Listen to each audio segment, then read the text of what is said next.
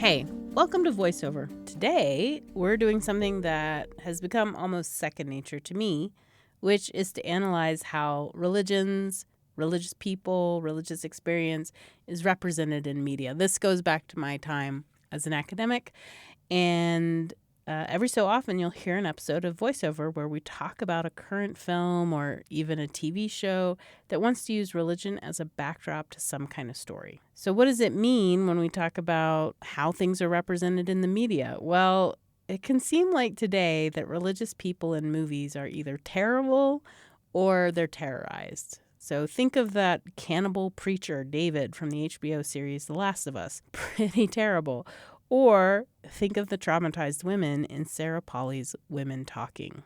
Pretty traumatized, right? So we'll analyze how the films or TV or whatever it is uses religion and spirituality in its characterization, plot, and themes, as well as the focus on cinematography, set design, costuming, and other aspects of mise-en-scène. So I'm here with one of the hosts. Hi, everybody. It's Ian Puente. So tell us why you think this is a great idea for a podcast. I feel like we're in a pretty unique age in the sense that we are representing all sorts of different types of underserved and underrepresented communities. But it's becoming clearer and clearer that the representation for religious communities is, shall we say, less than positive. Still in the hands of maybe people who aren't actually in those communities. Correct. Yeah, so it's the one area where the level of sensitivity to have people tell their own stories has not gotten to at this point. Yeah. And as a result, you do get some good representation, and I think that this show's not going to just be about talking about the negative, but there's good and bad and ugly that we need to dig into all of it, and hopefully, we can help people understand that religious practitioners are a fairly diverse and interesting group of people to include in your stories. Yeah. So we want to talk about what religious experience, what religious people, and what religious communities look like. And as Ian said, we will not always disagree with what we find on the screen. Yeah, sometimes to our chagrin, I'm sure. But yeah, I think we are trying to be very open-minded, and whether it's good, bad, or ugly representation, I think what we're looking for a lot more is authentic representation that feels real, feels like it comes from a place of an informed storyteller, and that gives us a much better sense of the diversity of the types of people that have embraced the notion of a higher power and, in many cases, have embraced a faith community of some kind. And I think it's important to say that even the ones that are created by people who are religious sometimes feel inauthentic and sometimes feel a little thin. We don't always feel like the whole experience is being portrayed. And so we'll want to talk about that too. I think we'd love to see a world where there are not only critical storytelling or preaching to the choir storytelling, that there is stuff that's in the middle that can, celebrate all of these faith communities in their complexity, with heroes, with villains, and with folks in between. And today we have two guests with us to talk about Under the Banner of Heaven, the recent Hulu miniseries that was adapted from the John Krakauer true crime expose. So Krakauer investigates how Ron and Dan Lafferty, who had been raised in the Church of Jesus Christ of Latter-day Saints, murdered their brother Alan's wife. Her name was Brenda, and their infant daughter. In the Hulu miniseries that we're going to discuss, which adapted the book, Andrew Garfield of the 2012-2014 Spider-Man and nominated for 2 Oscars for Hacksaw Ridge and another for Tick, Tick, Boom, plays Detective Jeb Peary, who's an invented character who represents Krakauer and the audience to some extent. Jeb Peary is a faithful member of the church, and Ron and Dan's extremism really freaks him out and sends him on his own faith crisis journey. The miniseries was created by Dustin Lance Black, who won an Oscar for Best Original Screenplay for Milk in 2009. And when Dustin Lance Black was young, his family was part of the Church of Jesus Christ of Latter-day Saints. But at some point, Black no longer maintained any connection with the church, though he has long remained critical of the church's stance on LGBTQ identity and marriage rights. So first we have Dr. Benjamin Park, who teaches history at Sam Houston State University in Huntsville, Texas, and is the author most recently of American Zion, A New History of Mormonism, published by Live Right, which is an imprint of W.W. Norton and Company. Dr. Park has served on editorial boards for Journal of Mormon History and Dialogue, a Journal of Mormon Thought, and currently serves on the executive board for the Mormon History Association, as well as an associate editor of Mormon Studies Review. We also have McKay Coppins, who is a staff writer for The Atlantic and author of the New York Times bestselling biography Romney, A Reckoning. He is a former visiting fellow at the University of Chicago's Institute of Politics and has won the Aldo Beckman Award for the White House Correspondents Association for his coverage of the Trump presidency, and the Wilbur Award for Religion Journalism. So we'll get to hear from both of them about a wide variety of topics. But first, we're going to dive in here with a question about Jon Krakauer's true crime expose that came out in the early 2000s. Yeah, well, it was in the wake of the 9/11 terrorist attacks that Jon Krakauer, like many people, decided, I want to investigate what leads someone to such an extreme religious belief that they would fly an airplane into a tower. And the prism through which he decided to explore that question was Mormonism, and particularly Mormon history. And he was drawn to the case of the Lafferty brothers, who had slain a mother and child back in 1984.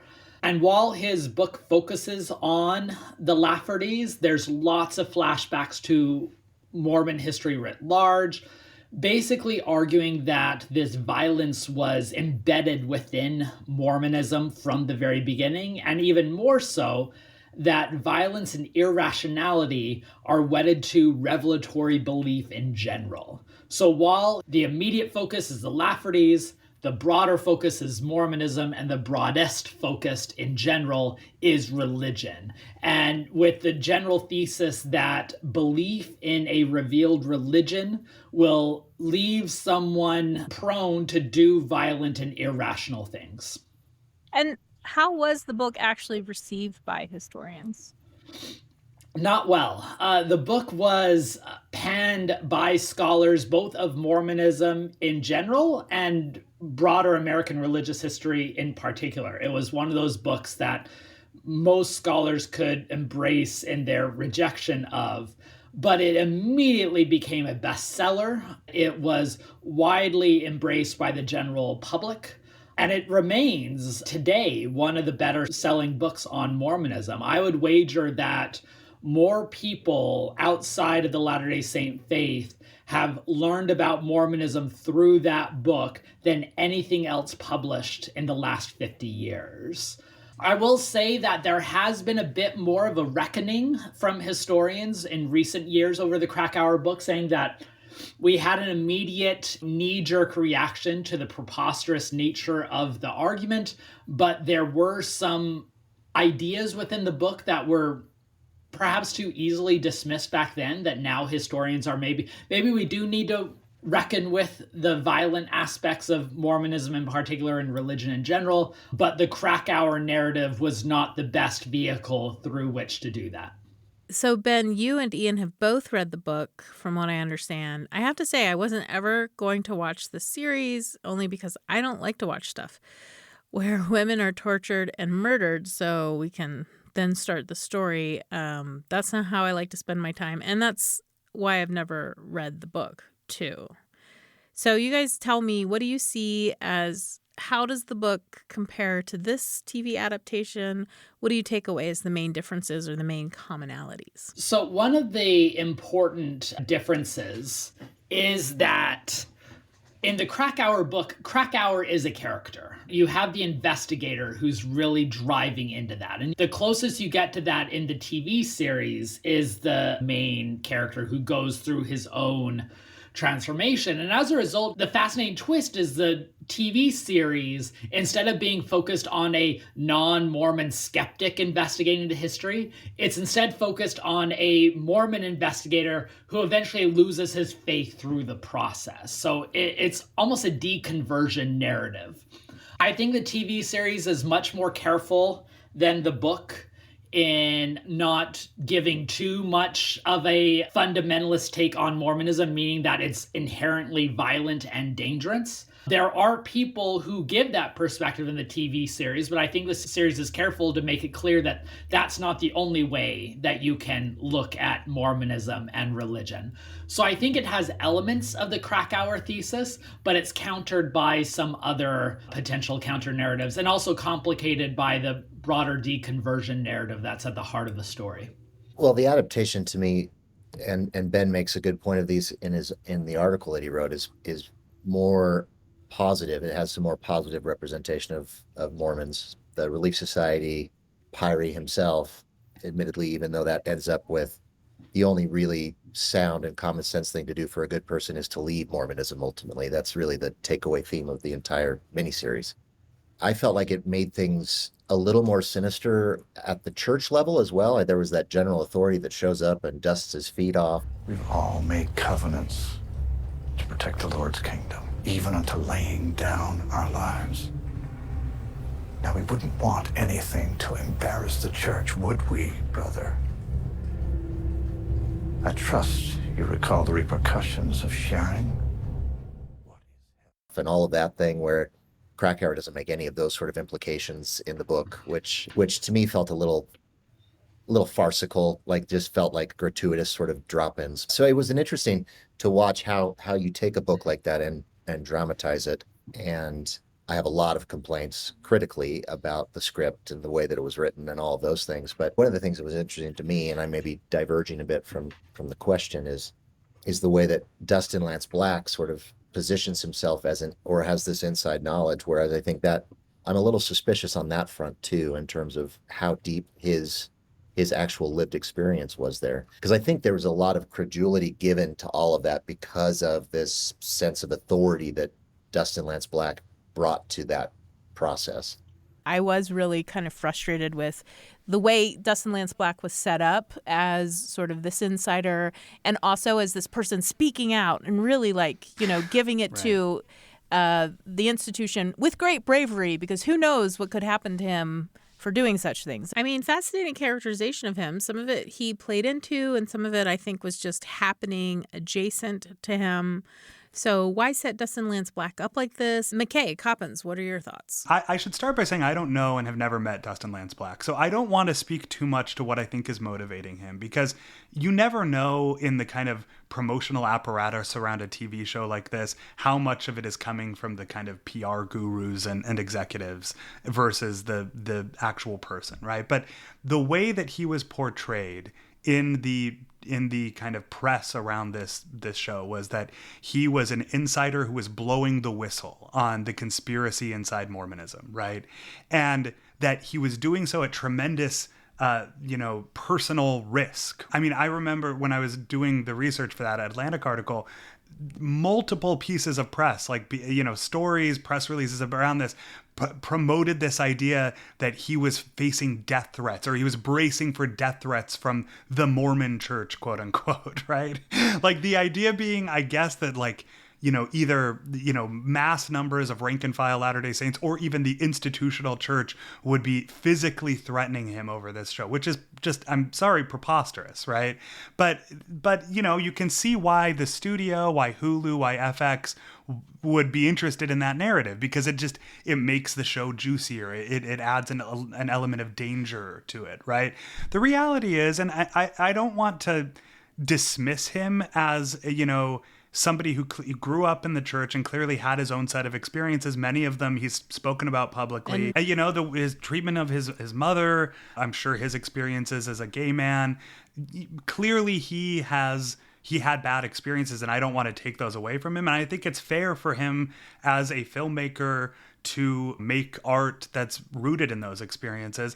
I guess just what I would say is that somebody who's left the church a long time ago and has made it kind of widely known that he's an antagonist to the church. We should not necessarily take his treatment of Mormonism in a buzzy TV show as the gospel fact, right? Not to mix metaphors here, but like, he's coming from a certain point of view, and he's also trying to make a dramatic TV show. And I think my concern and sort of my frustration is that it's so rare to see a similarly positive or sympathetic or even just neutral portrayal of Mormon characters and Mormon culture in a TV show like this, right? It would be one thing if there's a broad spectrum of representation of Latter-day Saints in TVs and movies. I would say let him have Under the Banner of Heaven and let a thousand flowers bloom, right? But that's just not the case. I think like a huge proportion of public education of Mormonism has come from the creators of South Park and this book now turned into a TV show, which is about kind of extremist, excommunicated fundamentalists. And my worry is that way too many people think that this is our faith. This is our community. And so I don't want to say he's not an insider. He clearly was at some point. He was raised in the church. He was a member. He's seen a lot, and that's helped shape his experience. I just think that the same rules should apply to treatment of Mormonism as they do to any other minority religion or underrepresented group in Hollywood. Well, I think that's actually an important question. I'm a writer. A lot of times in the classes I took, sat around talking about who can tell which story, right? Who does have legitimacy when they tell a story. And so I guess that's a question. Is Dustin Lance Black an insider, and how much does that matter? And do I count as an insider? I converted to the church when I was 14 in Maryland. This is the first time I've really lived in Utah. I married a person who's not a member of the church. So do I count as an insider? Because I sort of have Mormon friends, and now I'm working in the belly of the beast, as they say. So I think that's an interesting question. Yeah, I think there's a few things going on. One, to your question of who gets to speak for Mormonism, it's a question that to a degree kind of shows the privileged status that the LDS Church has now, to where we can speak up and say, why is there a story about us being written without us in the room? Whereas that used to be the norm, right? I mean, 100 years ago, every national story about Mormonism would be written without, Mormons having a key hand. So it shows how far the church has gone, to the point to where we demand a sense of respectability at the public discourse. And so we should have someone in the room. I think it also plays into this fight or this contest that you can have between who owns the history. I often think about a comparison to, say, the movie Spotlight, and how people are saying, well, were there faithful Catholic voices in that room? Or does it matter that it's just dissenting Catholics who are speaking to that project? And then some scholars of Mormon fundamentalism often say, well, how often do we see portrayals of Mormon fundamentalists in popular culture without them involved? So, I mean, that's a question that often doesn't get narrated.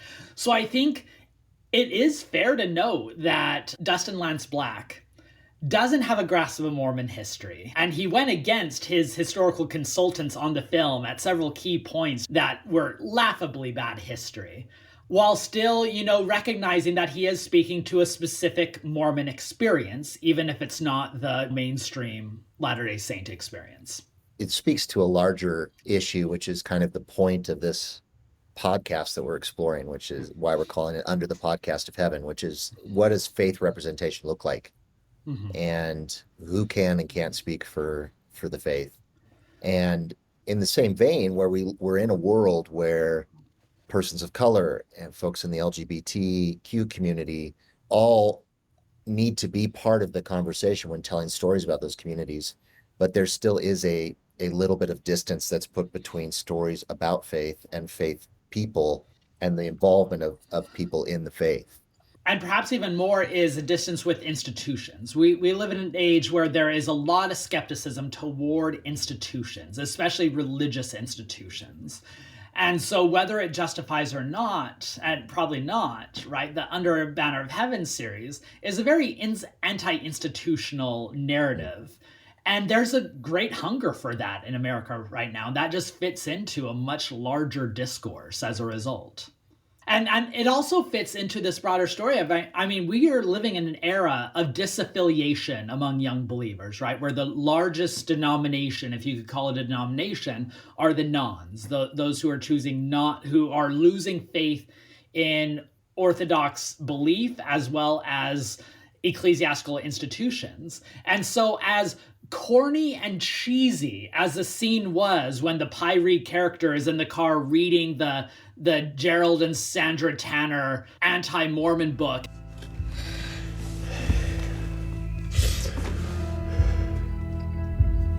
I'm struggling, honey. Can you pray with me? Hey, can you do that? Yeah. As cheesy as that scene was, right, a lot of people find resonance in that because you have the story of lots of people reading anti-literature for whatever religious denomination and having a fundamentally reset view of religion as a result. McKay, what do you think? I think that you see that anti-institutionalism on the right and the left in our politics. I'm a political journalist by day, and that distrust of institutions is one of the primary motivating factors of our politics right now. No question. And you see that in watching the movie, that every leader at any level of the church is seen as either an overtly malevolent figure or kind of a cog in a malevolent machine. I don't go digging in the past. And neither should you. You place your trust in today's prophet, Spencer W. Kimball. You leave the things you do not understand on a shelf. And you trust that the prophet will never lead us astray. And I think anybody who has experienced lived religion the way that the average Latter-day Saint has would find it kind of laughable, because the average leader of a Mormon ward or stake is just like a person. Yes. It's just a guy, you know? Very stressed out, often overwhelmed. Yes, a stressed right? out, overworked dad who's trying to fit in his work in the midst of a lot of other responsibilities. They don't have time to engage in these massive conspiracies the way that Under the Banner of Heaven portrays. I should also just point out, like, a lot of that stuff, most of that stuff was completely fictionalized for the show. That wasn't in the book. And I think some people who I've talked to who've seen the show didn't realize how heavily fictionalized it was. The main character is an invention. The detective played by Andrew Garfield is not a real person.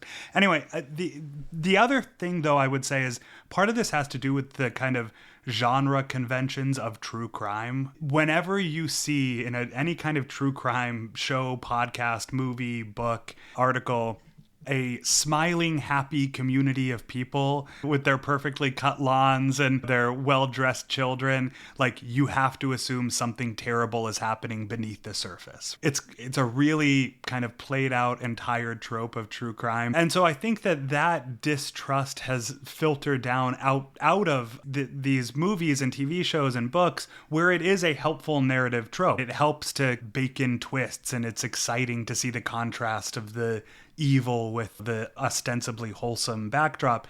It's just that that's not actually always reality. And my concern, setting aside the depictions of Latter-day Saints and everything, one of my broader concerns with true crime as a genre, and really a lot of kind of depictions of wholesome, functioning families, is that it's teaching viewers and readers to always distrust any kind of happy or well-functioning society that they see or community that they see. And I think that's dangerous, because there is a lot aspirational that we should be trying to build and extend that to all types of people. And instead, I think we're taught to assume those people are full of it, they're performing, and you can't actually be that happy in real life. And I don't think that's healthy. Yeah, I think that's the cynicism, right, is that no one's actually happy. I mean, as someone who has been that cynic, but I like the aspiration. I like the idea that we could try. And these shows seem to say, well, you shouldn't even try. It will end in blood, literally. I mentioned that my husband isn't a member of the church, and when we watched this together, I felt like I had to explain all this stuff to him, because it wasn't clear to me who this was for. Like, there are so many images and so many references to things that I felt like the general audience who doesn't know anything about the Mormons is not going to get. I mean, he eventually told me, like, you don't have to narrate alongside this. You can stop doing that for me. And it's like, okay, fine. But who is this for then? Like, when you guys were watching it, I mean, what was your sense of what was going to be legible to a larger audience? Ben, I want to bring you back in here. What do you think of that? Yeah, I don't think it was for Mormons. Like, and if they didn't do enough of explaining for those who don't have that speak, that's probably a failure on the show's part. Because if that show was directed at Mormons, there were a lot more bones they would have had to throw to like lead Latter-day Saints along, right? And instead, there's a lot of things in there that are directly going to offend Latter-day Saints, and they would have known that. And so I don't think this was aimed to missionize Mormons to confront their history. On one hand, I think the most earnest readers or watchers of the show are going to be those who have left the faith or maybe have a more jaundiced view of the institution, and they're going to eat that up. But that's a very small number of people nationwide. So a show isn't going to be successful if they're just directed at ex-Mormons. I think the show was directed at people who are skeptical about religion in general. It was directed at those who are looking for confirmation of the Krakauer thesis that religion is inherently irrational and violent, even if they're nuancing it a bit. That would probably be my take.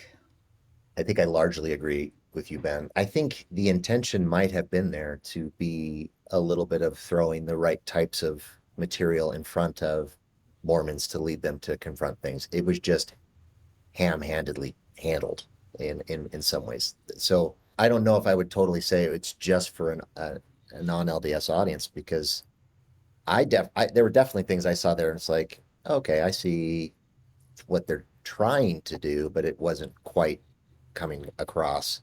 So yeah, I don't know where the line is between where their intention was and how good or poor their execution was in it. You know what I mean? Well, I mean, I think it had a very strong ex-Mormon ethos. And this is not to say all people who have left the church would like this or sympathize. In fact, I heard from a lot who didn't care for this show. But there's kind of almost like a Reddit ex-Mormon ethos, Okay, like people who identify very strongly by being ex-Mormon. It felt like a lot of the kind of tropes and talking points of that community were embedded in the show. I mean, it was ostensibly made for a general audience. I think there were some people involved in the show who claimed that they were hoping that, mainstream Latter-day Saints would see themselves in this. And I don't think that was very genuine. But, I guess like, the reason I started I wrote this piece and watched the show because I had initially made up my mind to just not bother with it, was because the editor-in-chief of The Atlantic reached out to me and was like, man, what is this show? I started watching it and I can't imagine this show being made about another religion. He's Jewish himself. And he was like, you really need to watch this and write something about it. And so I binged it all in, I think, like 2 days, which was a harrowing experience, as you can imagine. I kept thinking about my editor watching this show and wondering how he was experiencing it, because he kind of immediately sort of pegged it as like, oh, this is like, there's an anti-Mormon kind of propaganda element to the show. That not the whole show, but there was a part of that. But he also had questions. Like, he was like, so what's going on in the temple scenes there? And what exactly are the, like... There's Joseph Smith in a hat. What, can you explain that to me? Right. And did Brigham Young actually order the assassination of Joseph Smith? Or was this Brigham's chance to become the one, the sole leader?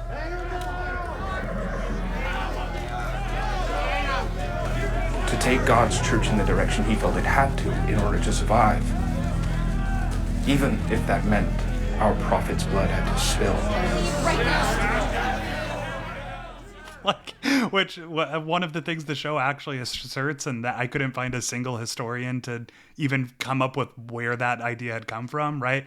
And so I think I think it was ostensibly made for a general audience. I think that it probably resonated most with people who have left the church angrily for some reason. And again, I don't want to take anything away from their experiences. I understand people get hurt in our faith community and they have every right to feel that way. But I do think that those probably are the people it resonated most strongly with. So, Ben, I like how you keep using the word irrational, because for me, one of the benefits of religion is that it is irrational. Rationality has gotten us so far, but it's led to its own horrors. And there's, in fact, historians and philosophers who would point to rationality as the cause of, say, the Jewish genocide of World War II. So there's room for us to celebrate religion as irrational and as separate from a system that would demand us certain things, sort of unfortunate, that here irrationality is seen as negative and not the positive it could be. And it presents how the general public on a certain political spectrum views religion, right? I mean, the American left has come to view the irrationality as religion as something that slows down and hampers progress. Whereas throughout American history, some of the most radical progressive thinkers who are pushing for social revolution are basing their movements on irrationality of God's law versus the status quo. And the fact that America's lost that part of the discourse and now religion is ghettoized into just a particular category where we're talking about Mormons, but we're talking about radical Islamicists, where now we're talking about white Christian nationalists, that we lose a bit of religion's history when it's only categorized as irrational in that way. The last question that I really had was, historically, the church has been characterized in mostly negative ways by the press. It's mostly ignored by Hollywood. I mean, we can look at Brigham Young, that great film from the 1940s, Tyrone Powers in that. But that's really a result of the production code, right? The production code at the time said that if you're going to represent religion or religious believers, you had to do so in a positive light. So does this continue or disrupt this negative representation? I mean, we've pointed to that there is some positives. There's some nuance in this. What do we think? So I would actually push back. I don't think that the public perception of Mormonism has always been dominantly negative. Both from a historical perspective, you have clear decades where Mormonism was depicted as a positive. In the 1950s, early 1960s, when George Romney ran for the presidency for the 1968 campaign, 2/3 of Americans thought his religion was an asset because the public depiction of Mormonism was, these strong pioneer faith who helped us colonize the West. Things get a lot more difficult in the late 1960s, 1970s with the civil rights movement and the social revolutions, and then Mormonism starts being caught up as in those social ills. But I think what happens to Mormonism is Mormonism gets coded like a lot of more conservative religions in America, to where they're going to be critiqued by left-wing media or left-wing figures in America, which happens especially after Mormonism becomes aligned with the religious right. Whereas Mormonism is celebrated by those groups who are more celebratory of right-wing conservative religious traditions. And so I think Mormonism has a negative depiction in a lot of media, insofar as white evangelicalism also receives negative depictions in media. Mormonism's media presence is a lot more complicated than the positive and negative. It's more so that it fits into a much broader cultural matrix that was made not for Mormonism, but for these broader culture wars in general that Mormonism got drafted into. I feel like a lot of, mainstream religions have had their time in the barrel. There have been, for centuries, at various points in American history, it's been acceptable to mock Jews and Catholics and Muslims. I think what's changed and what's interesting is that we are now reaching a moment in at least the kind of Hollywood ecosystem where it's still overwhelmingly secular, and certainly I don't think anyone would accuse Hollywood of being overly sympathetic to religion or religious people. But it does feel like, for the most part, minority religions, there's an understanding or kind of an idea that they should be treated sensitively or with some nuance. And I think what makes Mormonism a little different is that it's still is acceptable for pop cultural treatments of Mormonism to be incredibly broad, incredibly cartoonish, and occasionally overtly hostile. Under the Banner of Heaven, I think, was an interesting test case because what you had was a clearly horrific story with Mormonism as the backdrop. And I think in a more nuanced, enlightened treatment, you might have had a kind of mix of portrayals of Latter-day Saints. You might have had a kind of interesting, nuanced discussion of the difference between mainstream Mormonism and this sort of radical fundamentalism that was motivating the Lafferty brothers. And you just didn't have that. I think that if the same show had been made about literally any other minority religion, there would have been kind of a large-scale backlash. There would have been, not just from members of the faith, but pundits, commentators, critics would have pointed out, wow, this show really seems overtly hostile in a way that I think raises uncomfortable questions. And especially the fact that no practicing Latter-day Saints were involved in writing or making the show, performing in the show. I think that those standards now, the way that Hollywood understands representation and things like that, I just don't think that you could have gotten away with doing something like that about any other minority religion. Do you think this is connected to the idea or the stereotype of Mormonism as a white religion? Guys in suits with business degrees. And so it feels in some way like, well, it's okay to make fun of those guys, so because people don't seem to know like that our largest growth right now is happening in Africa. They don't know that a majority of members actually speak Spanish. And we don't do anything to tell people that, right? We're not coming out and saying, hey guys, look at all the diversity in our church. Well, I think the church would like that narrative to be out there a little bit more, and that, you see a little bit of it in some of the advertising. But yes, you're right. I mean, I would go even a step further and to give a little bit of credence to the people who make these shows. To be fair, I don't think that American Latter-day Saints are, by and large, oppressed people. At this point in the 21st century, Latter-day Saints in America are doing pretty well on average. If you look at any number of indicators, education, wealth, family function, marital status, all the things, frankly, that a lot of Latter-day Saints sociologists and scholars will point to as credits to our community and our people are also a reason that, yes, you're right, probably some critics feel comfortable taking shots at Mormonism because it's not an oppressed minority. And I think that is important for members of our church to remember. At the same time, like you said, part of that perception that it's okay to go after the Mormons or, ridicule the Mormons is rooted in outdated stereotypes of Mormons. The reality is the not just the largest growth, but the majority of Latter-day Saints live outside the United States. This is not the kind of Utah-centric 98% white religion that's depicted in Under the Banner of Heaven, for example. I remember the President Hinckley interviews, 60 Minutes, Larry King was a high watermark for us. But then shortly thereafter, living in California and Prop 8 and all of that, and just how awful and painful that was for both sides of that fight, tore apart a lot of relationships I had in Los Angeles. And I could see it just very clearly being in the entertainment industry at that time and seeing the decline in terms of the estimation of the church and of people of the Mormon faith, of the LDS faith.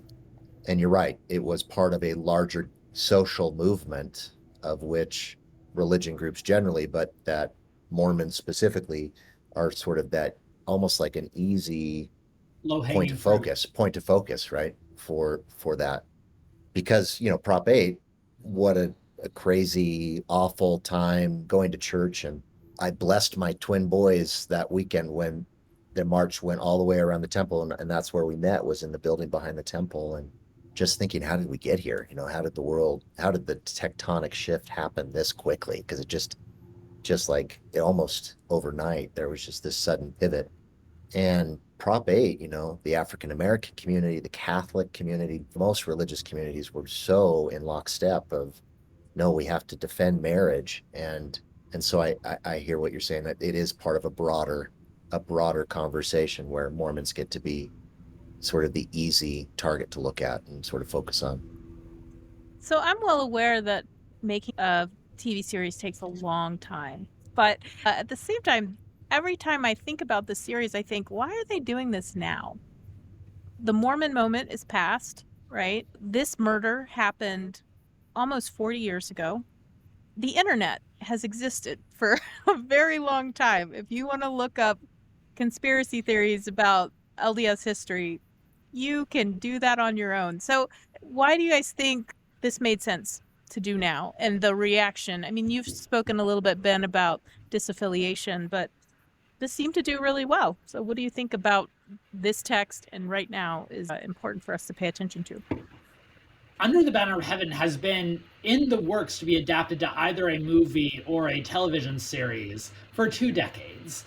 And so I think it took the right time for the right person to get involved. And Andrew Garfield, who's the main actor, he seems to be one who has taken on a lot of key religious types of films and series. And so I think the fact that he signed on and that Dustin Lance Black, who had become a bit of a hot topic in Hollywood, I think those two figures signing on to this project was what finally got it over the edge. But I think the broader cultural fascination with true crime narrative was what made this topic more relevant. I would probably argue more than the Mormon part too. I think Andrew Garfield was fantastic in it. I think he's a big name to begin with. I think people like him. He's just uniformly likable, up to and including Hacksaw Ridge, where he plays an incredibly inspirational character. I think actually something about his sort of like very earnest, wholesome, natural energy as an actor kind of did translate to like a, Mormon dad / police detective. A lot of the details they did get right. The kind of CTR rings and the families are forever plaque in one of the family's homes. I think it was shot beautifully. I think it's an incredibly scary, unsettling true crime story, and that sums it up.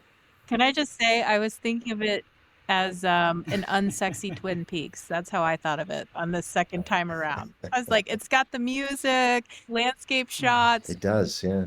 And it's about Mormons, so there's little to no sexiness in it. But even above and beyond Andrew Garfield, I felt all the performances were good. Like all of the actors that were in it were talented, valid. Yeah, he was great. Wyatt Russell, he was fantastic. Yeah. I will say the actor who played the oldest son, so Wyatt Russell's older brother, I forget his name. So I saw the pre-screening version since I was writing about it. Oh, interesting. And so I actually need to go back and watch the polished version because he did not get the Utah accent in the pre-screening version. So basically every time he spoke, there was a dub at the bottom fixing his accent in post audio. So I need to go back and see but that would be the only quibble on the acting. Because I think that was Sam Worthington, right? That's right. He's That's Australian, right. Sam Worthington. Australian actor. So that's not an insignificant leap to go. Right. So if you were to look at, I don't know if you watch any Mormon produced media, independent film, etc. Is there anything out there that you say, oh, this does a good job of, I see myself in these stories? I mean, I have to say with independent Mormon media, I don't. I often feel like, okay. I think it errs on the other side. Like everything's too good. It's more devotional. Yes. It's meant to kind of inspire faith. And I think there is definitely a place for that. I would say the two things I would point to. One is, and he has since left the church, unfortunately, but Richard Dutcher, the kind of, he's considered the father of Mormon cinema or whatever, God's Army and the sequel to God's Army, I thought were actually pretty nuanced portrayals of missionary life. The second I thought was really moving in a lot of ways, actually. It's very heavy, but moving. And the other one that I would say, this is maybe kind of out of left field, but Brandon Flowers, the lead singer of The Killers, I think a lot of his music, his songs, actually, I'm going to write a piece about this someday. And Brandon Flowers, if you're listening, let me interview you about this.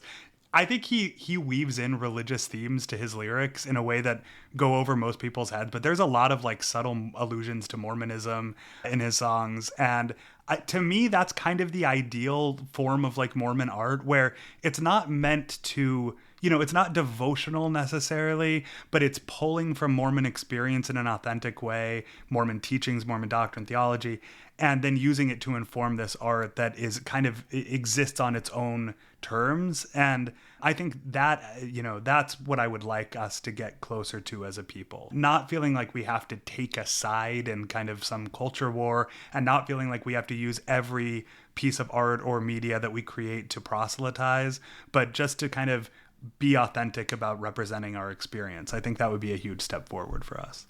So many thanks to our guests. That was Benjamin Park and McKay Coppins. And now we're going to turn over what we've heard and what we've thought about what we've heard. So a deep dive about all kinds of things. To sort of riff on what McKay Coppins said is, we've got this sweaty need to be liked sometimes. So we do end up putting our adverts for the Book of Mormon in the Book of Mormon playbill, which is either brilliant or... Yeah, I think it's lovely in one way, but it's also, I can't disagree with the assessment that it is this kind of fundamental, we need to be liked. Right. And I think that is a cultural issue. Yeah.